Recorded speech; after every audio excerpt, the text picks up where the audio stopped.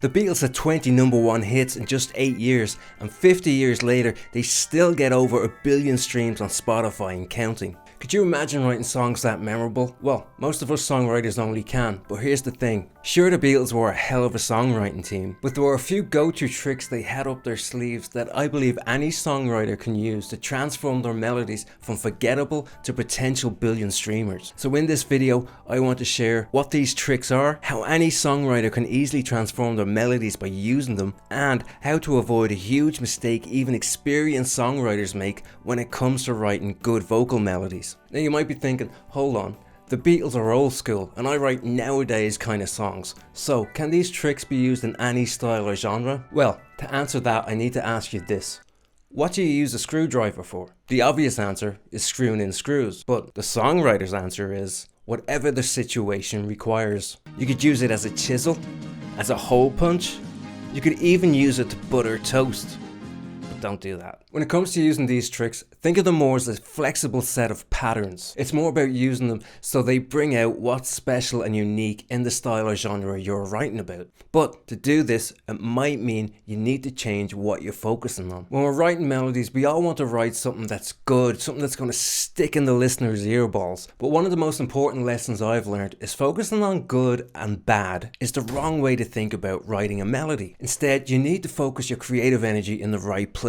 Focus 20% of your creative energy on coming up with a couple of good ideas, and then spend the other 80% figuring out how you can use them creatively throughout the song for whatever the situation requires. I mean, sure, there's a bit more to writing a good melody than that, and we'll get to that in a second, but these techniques only work if you have the right material to apply them to in the first place. So if you don't do this already, once you've found a good idea, never let it go. See, the Beatles never threw away a good idea.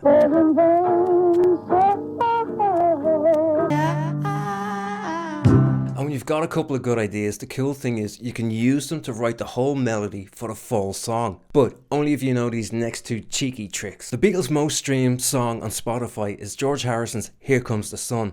And this song has a ton of tricks for writing a memorable melody. So let's take a look at the melodic ideas that made Here Comes the Sun so catchy, even though they're pretty simple. And then we're going to have a look at how they were used throughout the song to make the melody so memorable without being annoying or boring. So in Here Comes the Sun, we have 3 main melodic ideas that get repeated. We've got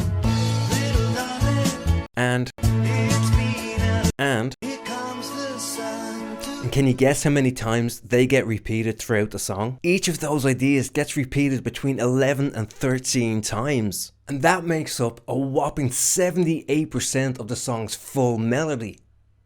Well, I'm not really that good at percentages, I'm a songwriter, not a scientist, but it's still a lot, right? Now, if someone told you to put that much repetition into a song, you'd probably tell them to screw off. But let me know if you've ever once listened to Here Comes the Sun and thought, oh, that's way too repetitive. I haven't. The melody just sits nicely in my earballs and gets over 1 billion streams on Spotify. But the thing is, those bits of melody that get repeated throughout the song, on their own, they're not really that special. They're good and all, and they suit the vibe of the song, but let's be honest, if you came up with, you probably wouldn't be thinking, aha, 1 billion streams, here I come. And this is a key point. If you keep judging your ideas too harshly, you'll probably never finish another song. Yes, they have to be good enough to express the vibe of the song, but then it's all about how you expand and develop those ideas. But before we get into that, how can we make sure our melodic ideas are actually good enough? Here's a simple checklist you can use to gauge if your ideas are actually good enough or not. Have a look at the 3 melodic ideas again. And can you spot what they all have in common? See, it can be easy to overcomplicate a melody, especially when you write without a focus in mind. Time and again, we see the same characteristics in catchy melodies, and Here Comes the Sun is no different. The melodic ideas, or motifs, are all 3 to 4 notes long, but you can make a motif from 2 notes. Like, check this one out. All the motifs move mostly in steps, which means they're easy to sing. And They use rhythm and intervals to give them their own unique character that people will recognize when they hear them. Now, a good motif is the key to a good melody, but a good motif doesn't mean something that's just catchy or emotional. Part of what makes a motif good is how you can twist it and stretch it and play around with it until you can turn it into a full-blown melody. But you're going to need to know how to do that. So, how can we develop our ideas? The trick is, if you're using the same motifs, you have to find a way to make them feel different. The easiest way to turn a motif into a melody is just to repeat it a bunch of times. But you need to be careful with this, or you're going to end up in what I call a baby shark situation. You have to balance all that repetition somehow. And this is where it can get tricky, because finding that balance can be the hardest thing. So, how do you get that balance of repetition without ruining the song? Here Comes the Sun does this by using two simple techniques. So let's look at what they are and how they're used. And then I'm going to show you how powerful and relevant these techniques are to nowadays songwriters by showing you how they were used in one of the biggest hit songs of last year that's currently sitting pretty on Spotify with over 2 billion streams.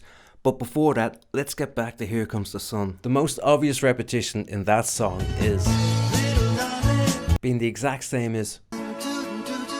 George Harrison wrote that song one day in Eric Clapton's garden while avoiding, as he puts it, Apple's dopey accountants. But here's the thing, writing lyrics is hard, so he ended up putting in that famous Scooby-Doo bit. And just like Scooby-Doo usually caught the bad guy by being in the wrong place at the right time, we kind of see the same thing in Here Comes the Sun. The little darling is at the start of a phrase in the verse, while the dude and doo-doo is at the end of a phrase in a different section, the chorus. And it's the same with which happens near the start of a phrase in one section and the same melodic idea, but it's at the end of a different section. So if you're going to use a lot of exact repetition in your song, make sure to Scooby-Doo it by putting it in different places in different sections. And whether by genius or intuition, the Beatles understood this well, because remember that bit in Get Back? That bad boy was Scooby-Dooed as well. In Get Back, that two-note motif appears in the verse and in the chorus. Now, a lot of people think that too much repetition should be avoided at all costs because you're going to end up with a formulaic melody. And yes, be careful with this one because exact repetition is a tricky beast to wrangle, and that's why you need to know this next bit. Okay, so see, can you spot what it is? Since it's been here comes the sun. Did you spot it? Well, here it is again in Norwegian Wood, but pay close attention this time to the melodic rhythm. She's shown me her own.